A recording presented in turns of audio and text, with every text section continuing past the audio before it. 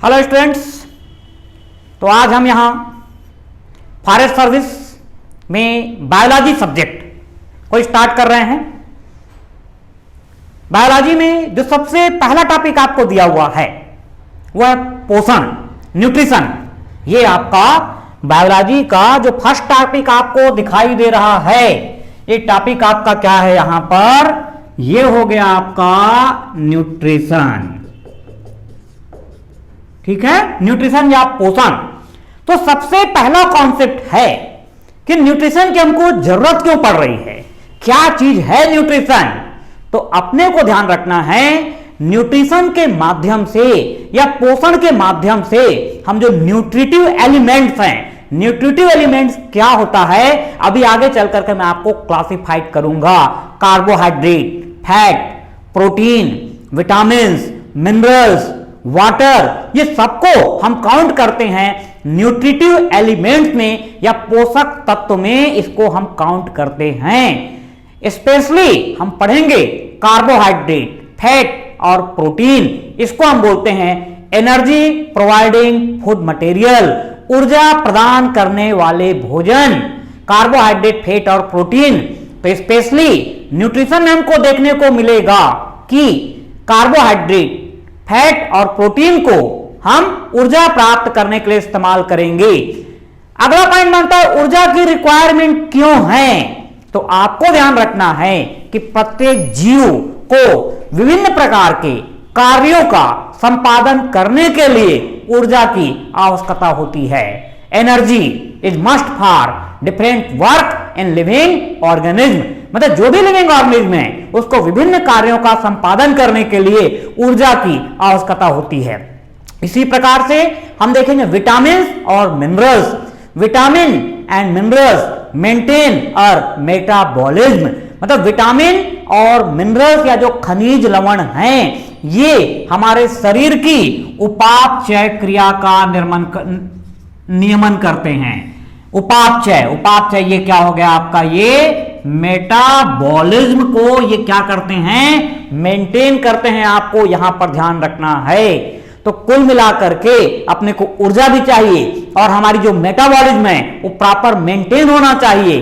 तो ये सारी चीजों की पूर्ति के लिए अपने को आवश्यकता होती है, न्यूट्रिशन की आवश्यकता होती है, ये आपको ध्यान रखना है। आगे चल के एक चीज हम क्लासिफाइड करेंगे कि energy providing food material, carbohydrate, fat, protein कितने टाइप के होते हैं, इनका क्लासिफिकेशन क्या है, इनकी वर्किंग क्या है। इसके अतिरिक्त विटामिन के टाइप्स पढ़ेंगे, एलिमेंट्स, मिनरल्स, मैक्रोन्यूट्रिएंट्स क्या है, माइक्रोन्यूट्रिएंट्स क्या है, सारी चीजों को हम विस्तार से अध्ययन करेंगे।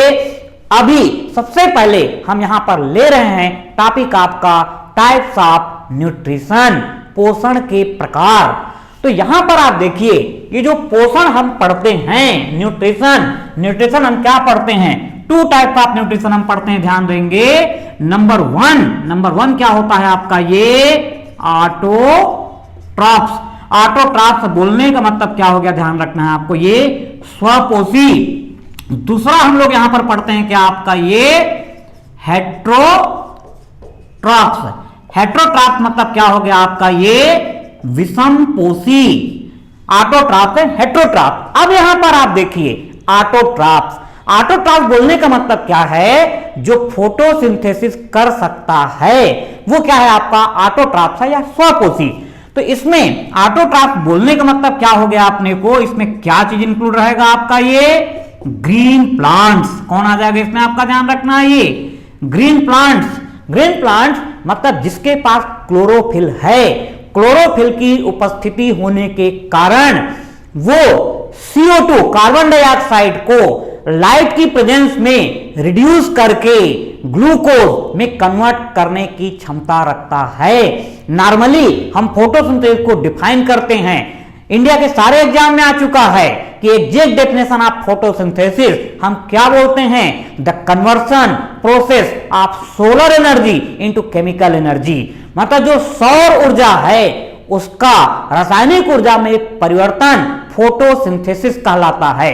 फोटोसिंथेसिस को आगे चल के हम डिटेल पढ़ेंगे। फोटोसिंथेसिस की जो आपकी क्लास है अबाउट 6 to 7 आवर्स की क्लास होती है, ध्यान रखेंगे। और एग्जाम में अपने को 2 क्वेश्चन कम से कम वहां पे 100% मिलेगा ही। तो आगे चल करके आएगा फोटोसिंथेसिस। फिलहाल हम पढ़ रहे हैं क्या यहां पर ऑटोट्रॉफ। तो ऑटोट्रॉफ बोलने का मतलब क्या है कि जो फोटोसिंथेसिस कर सकते हैं वो सभी क्या है आपका स्वपोषी हैं, या उसको अपन क्या बोलेंगे ऑटोट्रॉफ्स बोलेंगे। इकोलॉजी की लैंग्वेज में यही जो ऑटोट्रॉफ्स है ये क्या कहलाता है, ध्यान रखना है आपका, ये प्रोड्यूसर, या प्रोड्यूसर को अपन क्या बोलते हैं, ध्यान रखना है आपको, ये उत्पादक। मतलब न्यूट्रिशन की लैंग्वेज में हम जिस चीज को ऑटोट्रॉफ्स बोल रहे हैं उसी चीज को हम इकोलॉजी एनवायरनमेंट की लैंग्वेज में प्रोड्यूसर के नाम से जानते हैं। और आपको ध्यान रखना है producer capable to convert solar energy into chemical energy by photosynthesis mechanism. तो ये आपको ध्यान रखना है। तो ऑटोट्रॉफ्स बोलने का मतलब ये है, जब हम फोटोसिंथेसिस पढ़ेंगे तो ऑटोट्रॉफ्स का पूरा कॉन्सेप्ट आपका बहुत अच्छे तरीके से क्लियर हो जाएगा। अब नेक्स्ट हमारे पास क्या आता है यहां पर, हेट्रोट्रॉफ या विषमपोषी। बोलने का मतलब क्या है कि ऑटोट्रॉफ को छोड़ करके बाकी जितने भी ऑर्गेनिज्म हैं वो सब क्या हैं आपके हेट्रोट्रॉफ्स हैं या विषमपोषी हैं, अपने को ध्यान रखना है। मतलब जो हेट्रोट्रॉफ्स है इसके पास क्लोरोफिल नहीं है, ये फोटोसिंथेसिस नहीं कर सकता है। और जब ये फोटोसिंथेसिस नहीं कर सकता है तो इसमें सोर्स ऑफ एनर्जी क्या होगा या सोर्स ऑफ न्यूट्रिशन क्या होगा। तो आपको ध्यान रखना है heterotroph totally depending on autotrophs for nutrition. मतलब जो विषमपोषी है अपने पोषण के लिए पूर्ण रूप से निर्भर है, स्वपोषी के ऊपर निर्भर है, ये आपको ध्यान रखना है। ठीक है, ये जो विषमपोषी हम पढ़ते हैं इसमें अपने को अलग अलग क्लासिफिकेशन मिलेगा। इसमें क्लासिफिकेशन क्या होगा, ये आ जाएगा। सबसे पहले अपन ने क्या लिया यहां पर, ये परजीवी। परजीवी बोलने का मतलब क्या हो गया, पैरासाइट। ये हम पढ़ेंगे यहां पे। परजीवी क्या होता है आपका, ये पैरासाइट होता है, इसको हमको डिटेल करना पड़ेगा। पैरासाइट बोलने का मतलब क्या होता है कि कोई ऐसा ऑर्गेनिज्म, कोई ऐसा जीव जो दूसरे के ऊपर निर्भर है अपने न्यूट्रिशन के लिए, उसको हम क्या बोलते हैं यहां पर, परजीवी। हालांकि पैरासाइट अपने आप में एक टॉपिक है। ये पैरासाइट को पढ़ने में ही अपने को कम से कम 1.5 घंटे की क्लास होगी, तब जाकर के पूरा कॉन्सेप्ट क्लियर होगा कि पैरासाइट क्या है। क्योंकि पैरासाइट में हमको एनिमल पैरासाइट भी पढ़ना है और प्लांट पैरासाइट भी पढ़ना है, ये अपने को ध्यान रखना है। पैरासाइट के बाद नेक्स्ट आपको क्या मिलेगा यहां पर, ध्यान रखना है, ये मृतोपजीवी। ये क्या हो गया आपका, मृतोपजीवी। मृतोपजीवी क्या हुआ आपका यहां पर, ये सेप्रोफाइट। ये हो गया आपका मृतोपजीवी या सेप्रोफाइट। अब यहां पर देखिए मृतोपजीवी या सेप्रोफाइट बोलने का मतलब क्या है कि ऐसे जीव जो सड़े गले मृत कार्बनिक पदार्थों से पोषण प्राप्त करते हैं। किससे पोषण प्राप्त कर रहे हैं आपका ध्यान रखना है, सड़े गले मृत कार्बनिक पदार्थ से जो पोषण प्राप्त कर रहा है वो क्या कहलाएगा आपका, मृतोपजीवी। Get nutrition from dead decaying organic substance. मतलब मोस्टली हम यदि ये बोले आपके समझने के लिए तो आपने देखा होगा मशरूम। मशरूम कहां पे ग्रो करता है, जहां पर घास या पैरा सड़ रहा है, गल रहा है, गोबर पड़ा हुआ है। तो गोबर मतलब ये सब क्या है, ऑर्गेनिक सब्सटेंस हैं। तो इनका जब डिकम्पोजिशन होता है या इनका जैविक अपघटन होता है तो वहां पर जो ऑर्गेनिज्म ग्रो कर रहे हैं या जो प्लांट वहां पे ग्रो कर रहे हैं वो क्या है आपका, मृतोपजीवी हैं या सेप्रोफाइट हैं। ध्यान रखना, इसमें बहुत सारे बैक्टीरिया भी हैं और बहुत सारे फंगस भी हैं जो कि मृतोपजीवी होते हैं। लेकिन जो मोस्ट कॉमन एग्जांपल है वो क्या है आपका, mushroom. Mushroom is a type of fungus, एक प्रकार का कवक होता है जो कि मृतोपजीवी पोषण को प्राप्त करता है। ये भी आगे चल के हमको डिटेल पढ़ने के लिए मिलेगा मृतोपजीवी क्या होता है। इसके अतिरिक्त इसमें हम लोग और पढ़ेंगे। इसमें आपका आता है क्या, ये अपमार्जक। ये क्या हो गया आपका, अपमार्जक। अपमार्जक मतलब क्या हुआ यहां पर आपका, ये स्क्वेंजर। स्क्वेंजर बोलने का मतलब क्या होता है आपका, ऐसे एनिमल जो मृत जीवों का मांस खा करके पोषण प्राप्त करते हैं वो क्या है आपका, अपमार्जक हैं। मतलब फ्लैश ईटिंग एनिमल, क्या है आपका ये फ्लैश ईटिंग एनिमल, लेकिन किसका फ्लैश, तो डेड एनिमल का फ्लैश को खा करके जो न्यूट्रिशन गेन कर रहा है वो क्या है आपका ध्यान रखेंगे स्क्वेंजर्स। स्क्वेंजर्स को हम आगे चल के डिटेल करेंगे।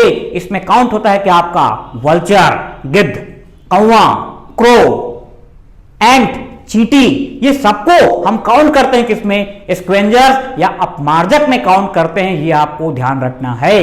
ये जो स्क्वेंजर्स है या आपका जो सेप्रोफाइट हैं, इनको हम काउंट करते हैं किसमें, आपका प्रकृति के सफाई कर्मी कहा जाता है इनको, मतलब स्वीपर, नेचुरल स्वीपर कहा जाता है इनको, कि यदि सेप्रोफाइट और स्क्वेंजर्स ना हो तो डेड बॉडी का डीकंपोजिशन ही नहीं हो पाएगा।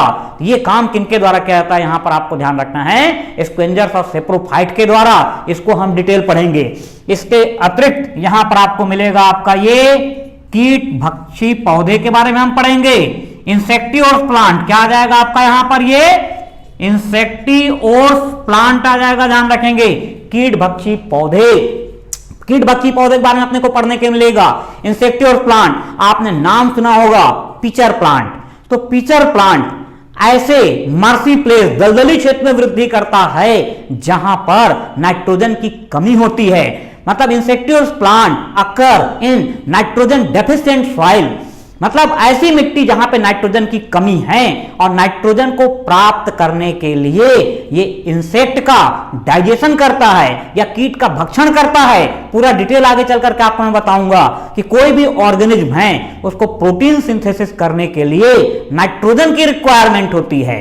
तो ये प्लांट ऐसे सॉइल में ग्रो कर रहा है जहां पे नाइट्रोजन की डेफिशिएंसी है, तो उस नाइट्रोजन को प्राप्त करने के लिए ये इंसेक्ट का डाइजेशन करेगा और नाइट्रोजन को क्या करेगा, यहां पे प्राप्त करेगा, और उस नाइट्रोजन को फिर इस्तेमाल करेगा कहां पर, आपका प्रोटीन सिंथेसिस में। तो अपने को ये ध्यान रखना है कि ये जो इंसेक्टिवर्स प्लांट हैं, आगे चल के डिटेल हम पढ़ेंगे। Insectivorous plant are consider as a producer as well as consumer, मतलब जो कीट भक्षी पौधा है इसको हम उत्पादक भी मानते हैं और उपभोक्ता भी मानते हैं। उत्पादक इसलिए बोल रहे हैं क्योंकि इसमें क्लोरोफिल पाया जाता है। तो क्लोरोफिल है मतलब ये फोटोसिंथेसिस कर सकता है, इसका मतलब क्या हुआ आपका, ये प्रोड्यूसर हुआ। दूसरा, ये इंसेक्ट को डाइजेस्ट कर रहा है, किस चीज के लिए, नाइट्रोजन के लिए, इसलिए इसको हम कंसीडर करते हैं एज ए कंज्यूमर। तो एग्जाम में बार बार क्वेश्चन आता है कि इंसेक्टिवर्स प्लांट को आप कहां पर रखेंगे। First option producer, second option consumer, third option both. तो आपको ध्यान रखना है इसको हम बोथ मतलब producer as well as consumer में काउंट करते हैं, आप ये ध्यान रखेंगे। पूरा डिटेल इसको हम पढ़ेंगे, ध्यान रखना। ये भी लगभग 1 घंटे की करीब के क्लास होती है आपका इंसेक्टिवर्स प्लांट। इसके अतिरिक्त आपको पढ़ने के लिए मिलेगा यहां पर, ध्यान रखना, ये सहजीविता। सहजीविता बोलने का मतलब क्या है आपका, यहां पर ये सिम्बायोसिस। सिम्बायोसिस बोलने का मतलब ये है कि यहां पर दो ऑर्गेनिज्म साथ साथ रहते हुए न्यूट्रिशन को प्राप्त करेंगे। तो ये संबंध क्या कहलाता है, सिम्बायोसिस। ये जो सिम्बायोसिस है ये अपने आप में लगभग 2 घंटे की क्लास होती है, क्योंकि सिम्बायोसिस में पूरा हम पढ़ते हैं लेग्यूमिनस प्लांट में राइजोबियम बैक्टीरिया, इसके अलावा माइकोराइजा, लाइकेन, ये ऐसे बहुत सारे एग्जांपल्स अपने को पढ़ने के लिए मिलेंगे। मतलब जो सिम्बायोसिस है ये अपने आप में लगभग 2 घंटे की क्लास होती है, आपको ध्यान रखना है। ये आप बचपन से पढ़ते चले आ रहे हैं कि rhizobium bacteria occur in root nodules of leguminous plant, और वहां पर रहते हुए नाइट्रोजन फिक्सेशन करता है। इसकी पूरी प्रोसेस कैसे होती है इसको डिटेल हम आगे चल करके पढ़ेंगे। लाइकेन का आपने नाम सुना होगा। Lichen is the symbiotic association in between algae and fungus, and lichen considered as a bio indicator of air pollution. मतलब लाइकेन को हम वायु प्रदूषण का जैव सूचक मानते हैं। ये सारे कॉन्सेप्ट किस तरीके से हैं ये पूरा आपको विस्तार से पढ़ाया जाएगा, ये ध्यान रखिए और कंटिन्यू आप बने रहिए। मतलब ये मान करके चलिए कि किसी भी सब्जेक्ट को पढ़ाने के लिए आपको केवल उस सब्जेक्ट का नॉलेज नहीं बल्कि डिफरेंट सब्जेक्ट का जब आप नॉलेज रखेंगे तब जो हमारा एक्सप्लेनेशन पावर है वो काफी सहज और सरल हो जाता है। तो आप कंटिन्यू बने रहेंगे और अपनी तैयारी को लगातार आगे बढ़ाते रहिए। मिलते हैं नेक्स्ट वीडियो में।